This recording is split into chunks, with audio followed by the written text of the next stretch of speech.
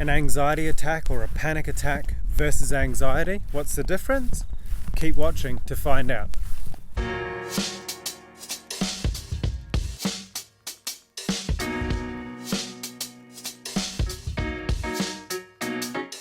Hi, Oliver here from Oliver Armstrong Therapy. A panic attack versus anxiety, what's the difference? If you want to know for yourself, or perhaps you're trying to explain it to somebody else, in this video I will demonstrate and explain both of them. If you enjoy this video, please like it, consider subscribing, and feel free to share it. Right, let's get into it. Right, let's get some work done.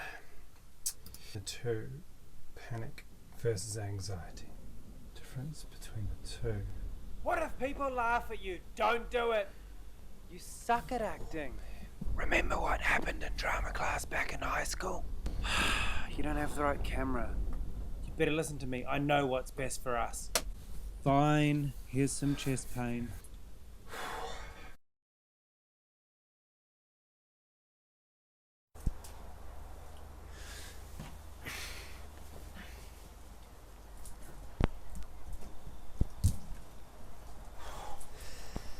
Oh, fuck. Oh.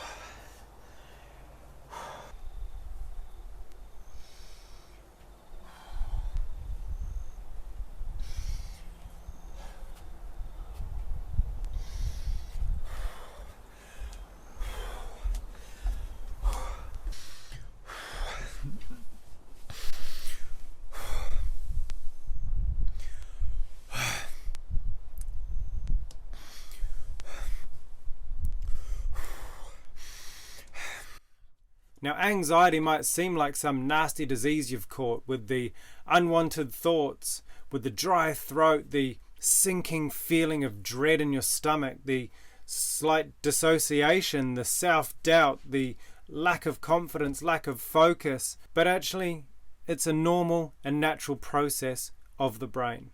And one of the prime directives, the main programs of the brain, is geared towards survival.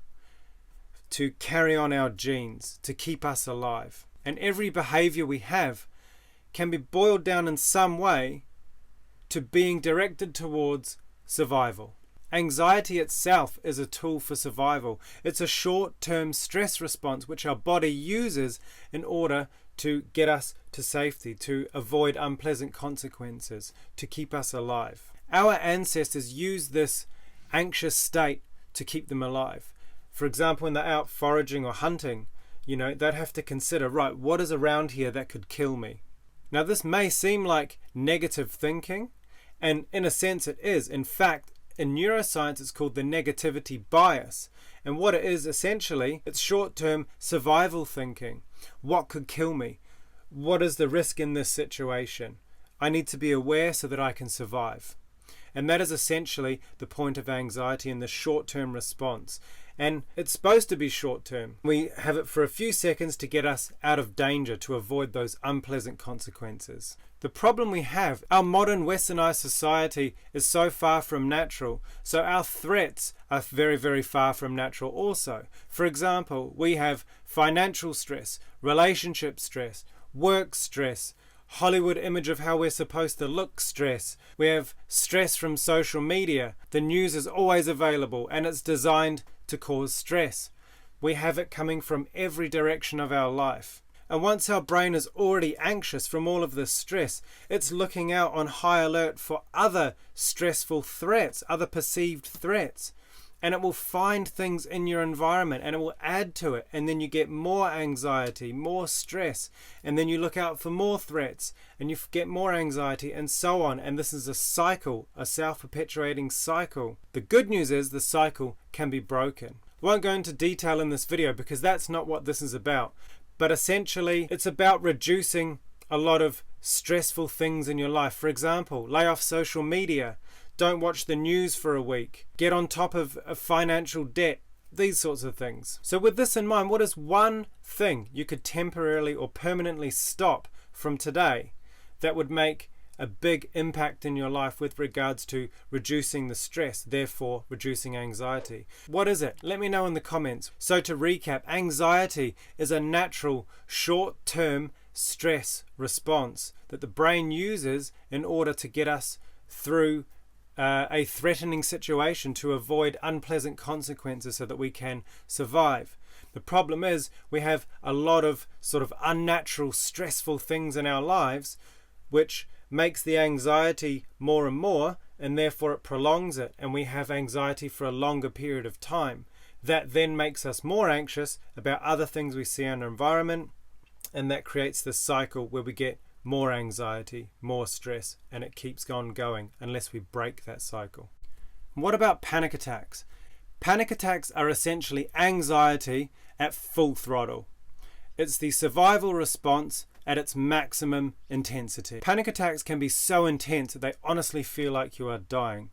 It feels like your heart is actually ripping out of your chest, and most people will look down because it does feel like it's actually going to be pushing right out, and so you feel like you're having a heart attack. You get tightness in the chest on top of that, so your breathing becomes difficult.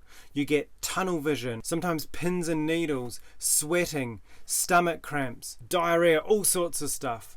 They are pretty intense. Here's the thing though, a panic attack itself will not kill you, and here's why. A panic attack sends more blood to all of the limbs. It also releases adrenaline into the system, the very thing paramedics use to revive somebody who's had a heart attack. So it makes no sense that your body would use adrenaline to try and kill you. And one of the most confusing things about a panic attack is that they seem so random. They just come from nowhere. Now this isn't the case, and I'm going to explain why. The other strange thing with panic attacks is that people who don't have anxiety, as in they have a clear mind more often than not, and they're not overwhelmingly stressed and anxious, they can still have panic attacks also. Now how is that possible? Let me explain. You've probably heard of the conscious mind and the unconscious mind, or the subconscious mind. To put it very simply, the conscious mind refers to the analytical regions of the brain, the neocortices, and the unconscious mind refers to the more primitive regions of the brain and also the body. Now the conscious mind is extremely limited in its ability. Let me give you an example. Right now, pay attention to how the bottom of your left foot feels. And as you're focusing on that, you weren't noticing how the fingers in your right hand feels. And as your attention goes there, you weren't even paying attention to your breathing, let alone how the top of your head feels, or which is warmer, your left calf or your right calf. So see how where I direct your attention, your mind goes to? This is the limitation of the conscious mind. It can really only focus sort of on one area at any given time, whereas the unconscious mind is focusing on everything else that's happening inside you and around you. For example, internally, your unconscious mind is focusing on your blinking, your breathing, your heartbeat, your immune system, your digestion. And externally, it's focusing on any perceived threats around you. What can you see? What can you hear? What can you smell? Is there something you've eaten, that you can taste that could be a threat? It's doing all of this stuff as well. But in addition to that, your unconscious mind is also going through past memories, whether recent or very old, and it's making sense of those events. It's getting new learnings, it's taking the meanings from these things, and it stores completed memories as wisdom. And here is the key point. If your unconscious mind detects something in your external environment or internally, as in within one of those memories, either recent or old, if it perceives a threat within that memory or the external environment, it will activate the survival response. And depending on the severity of the perceived threat, it will either come out as anxiety or in the form of panic. Your unconscious mind is processing all of this stuff in the background, and consciously you have no idea of what it's doing. This is why it feels like you are getting attacked by the panic. If it's there in your mind and it's being processed out of your conscious awareness, you don't feel so crazy. because it didn't just come and get you from nowhere. It's been there all along. Your brain is trying to process and release something from your past, whether recent or old, and it can't do it, and it perceives this threat with the memory that it's replaying, and then it activates the fight or flight response, and you just freak out, and then that creates conscious panic, cuts out your logical thinking, and fuels the panic fire. So the main differences between anxiety and panic attacks is that a panic attack is way more intense, and it's seemingly random, although you know it's not now. And anxiety is generally there most of the time. It's kind of always nagging thoughts, uncomfortable feelings, all this sort of stuff. It's prolonged stress that turns into this anxious way of being. Now you may be thinking, well, how do I stop panic attacks and anxiety?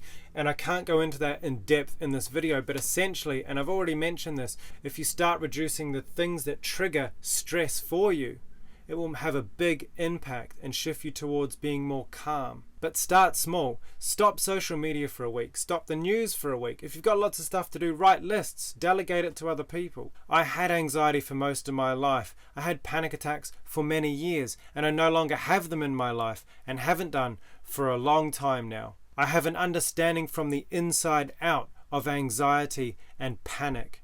Now, if you would like to speak with me or work with me, you can book a strategy call with me where we'll get on the phone and we'll speak for an hour and just find out if we're a good fit to work together. Now, if you're interested in this, there's a link in the description of this video.